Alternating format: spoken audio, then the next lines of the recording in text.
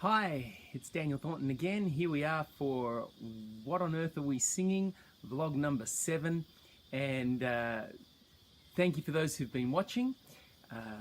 We've been talking about 32 of the most sung contemporary congregational songs around the world. And I've been analysing those for my monograph and sharing sort of what I hope is some relevant and interesting information with you. For those of you who have commented on the sound, I am in the midst of the Blue Mountains, and yes, we do share it with some wonderful bird and animal life, so hopefully you can still capture everything that I'm saying without too much trouble. But I don't know, there's something very not only beautiful but apt about creation worshipping in the background. So let's move on to vlog number 7, and I really just wanted to finish off last vlog's idea about the singability of songs. And so we're particularly talking about melody, and last vlog I was looking at the range of songs and the keys chosen.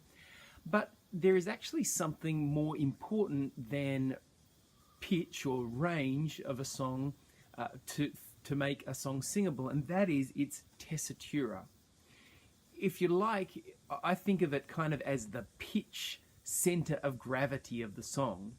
So just because you might sing some really high notes and some really low notes in a song, they're probably not going to be the bulk of where you're singing. So where's in terms of pitch, where's the kind of weight of pitches? And so I went through and literally gave a value to every note across a spreadsheet, added up, every time that a note occurred, how long that note was, to look for the weight of notes in any given song. And what did that tell me? So lots and lots of things, lots of fascinating things. One, and this might be so obvious to you, but the chorus tessitura, so the weight of pitches in the chorus, is pretty much always higher than the weight of pitches in a verse. So the tessitura of the verse is lower than the tessitura of the chorus.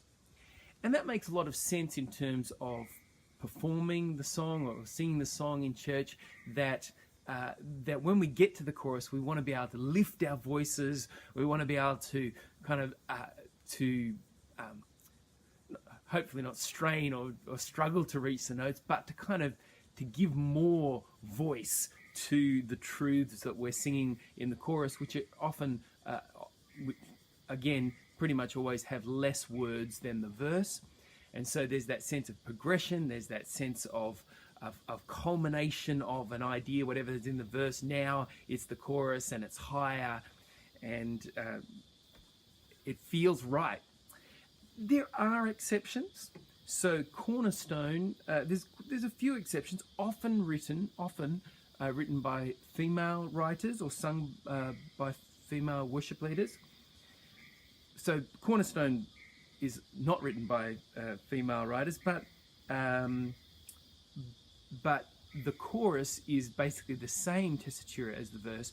However, if you know the song, Christ alone, cornerstone, it doesn't stay down there. It does an octave jump, which then shifts the tessitura a whole octave up. So the chorus does end up being up quite a lot, but certainly not initially.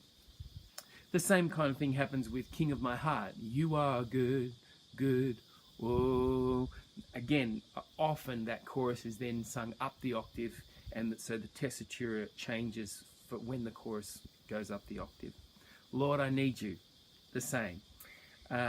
New Wine is basically the same tessitura between verse and chorus, and that chorus doesn't go up an octave, but Brooke pushes the bridge tessitura up quite a bit, and so it becomes the bridge that is the lift in the voice to emphasize that section. Of course, that's what the song is named after. Where there is new wine, there is new power. It's a central thought to the song. Makes sense that the tessitura is higher.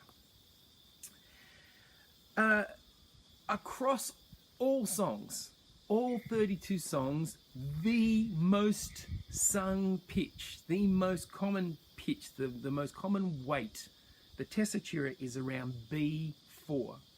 B4, so middle C, C4, and the B above that, a major seventh above that, so almost at C5 is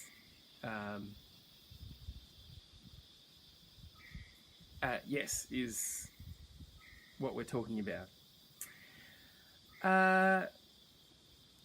B4, the most common note of in any of the songs, and interestingly, when I did the a cappella recordings of those who were willing to sing a worship song, they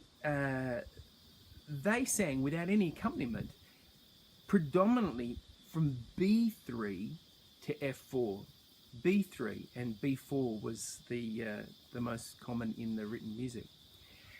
Of course, B3 would be the natural B4 for males, so males sing the pitch is naturally down an octave that they're reading in a treble clef lead sheet.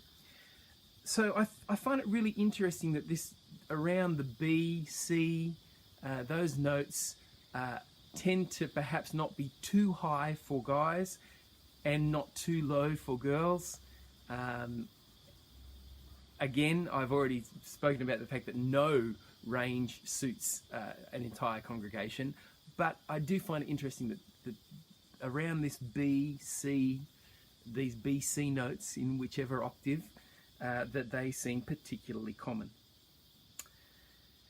As far as the singability of songs, other aspects of the singability of songs, I know that some of the Hillsong writers have expressly said that they want the congregation to be able to sing the song on the second time of hearing it, basically the second time through, not the next Sunday when they hear it, but actually by the time they get back to the verse, the very first time they've sung it, by the time they've sung the verse and the chorus and they get back to the verse, they're wanting it to be simple enough that people can join in. And that does tend to be the case. There are a lot of repeated phrases, Da da da da da da da da da da da da da. This is Amazing Grace. There's so many examples, often short phrases, so that they're again, you don't have to remember a long phrase. You also can breathe easily. We're not talking about trained singers who can do beautiful long lyric phrases. We're talking about your average person who doesn't really think about breathing when they're singing. And there's lots of repeated phrases. There's also lots of patterns, a lot of patterns. What a beautiful name it is. What a beautiful name it is. So a pattern, just a tone lower or a tone higher, as the case may be. Christ alone, cornerstone, weak made strong in the Savior's love, etc.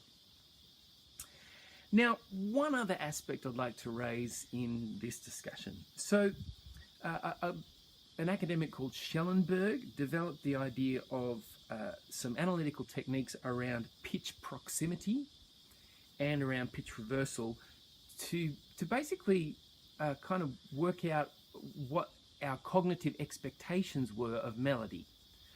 For example, when I sing la la la la, probably your expectation is that I'm going to land on one. La la la la la.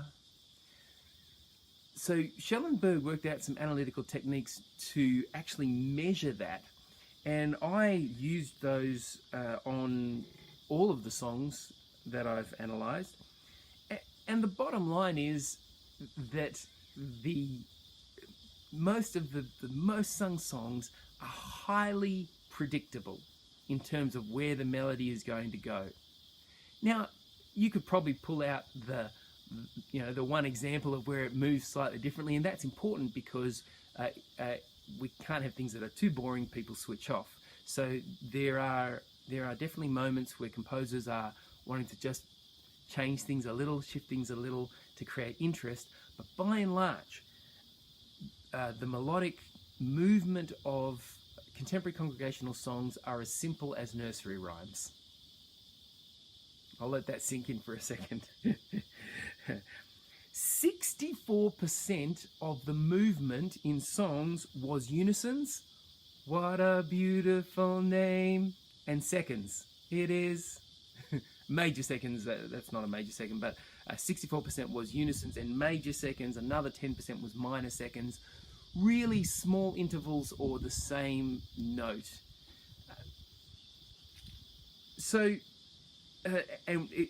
And other small intervals kind of make up the rest, but it's very rare in contemporary congregational songs that we have a jump that's bigger than a perfect fifth. Unlike, somewhere over the rainbow, these kind of sweeping, these big intervals, they can often be very expressive and very powerful, perhaps memorable in their context, but they are absolutely more difficult to sing. Larger intervals are more difficult to sing than smaller intervals. So you've got this combination of repetition, patterns, tessitura, predictability in melodic movement, and the final aspect of the singability of the song is, and I'm not talking about lyrics here, so just the final musical aspect about the singability of songs is its rhythm. And I've talked about patterns, and patterns are both melodic and rhythmic. Rhythmic patterns are often repeated. Da da da da da da da dum, da da da da da da da dum. But also syncopation. A number of people have commented on the fact that contemporary congregational songs are getting more and more syncopated, and that's making them harder to sing. But I hear that from older, and I'll count myself in that group. Older people tend to say it, or at least those who've been in church a long time, and that's because the reality is that songs are getting more rhythmically complex, incrementally, but they are getting more syncopated. And that happens over time, sometimes with sort of some swings to a lot of syncopation and swings back to simplicity. But composers are always looking for some way to kind of express things afresh, and rhythm is definitely one way to do that. And of course, it's also following along with along the lines of popular music and whatever's in the charts, which inevitably is actually highly syncopated, and that rubs off on the genre. But young people who are growing up with the latest song, they don't make the comment that a song is too syncopated. It's their normal. So what's actually happening is that songs are not getting more difficult to sing. They're getting more difficult to sing for those whose musical preferences, Leviton's, what does he call it? Musical schema. The musical schema that's set for those of us who are older, set in the past at some point, new songs that no longer are quite in the middle of our musical schema feel more difficult to sing. They're not actually more difficult to sing, at least not to those whose musical schema is being formed around that music. But for those who have watched the incremental change and perhaps have not, our musical schemas have not developed in the same way, they often tend to stay in a particular space. And I'm not sure if I've talked about that yet, but definitely read Daniel Leviton's This Is Your Brain on Music. Some excellent thoughts he has in there. So syncopation, definitely increasing, but not inherently making songs more difficult to sing, but rather perhaps contextually making them more difficult to sing for those who have been around for a while.